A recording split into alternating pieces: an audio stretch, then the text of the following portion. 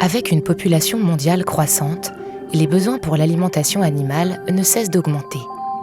Mais la surpêche des océans, l'absence de nouvelles terres arables ou la pollution de l'environnement forcent l'industrie agroalimentaire à chercher de nouveaux moyens de production de protéines pour nourrir les animaux.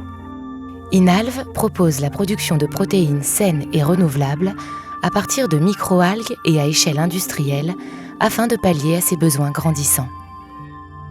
On s'adresse à l'agroalimentaire, on valorise des actifs qui sont de transformer la façon qu'on a de produire les microalgues pour préparer des ingrédients à base de microalgues riches, sains et renouvelables pour nourrir les animaux de demain de façon naturelle.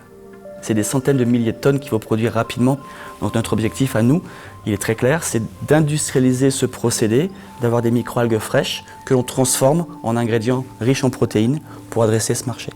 Ajouté à ces éléments factuels d'industrialisation, il y a tout le projet amont qui a été, une fois encore, de bien comprendre les microalgues. Et l'INRIA a eu deux aspects. La partie modélisation qui nous permettait de bien comprendre les aspects température, lumière principalement sur les microalgues et leur physiologie. Et puis l'aspect génie des procédés, savoir comment construire cet outil de production, quelle forme il doit avoir pour que ce que l'on a de façon, j'ai envie de dire, sur le modèle, on puisse, d'un point de vue expérimental, le valider.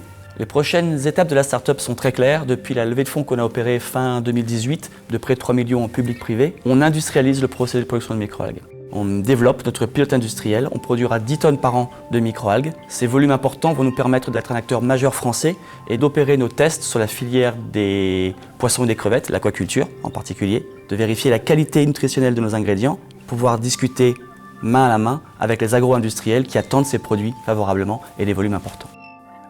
Et voilà pourquoi on pourra trouver un peu d'INRIA dans l'alimentation animale.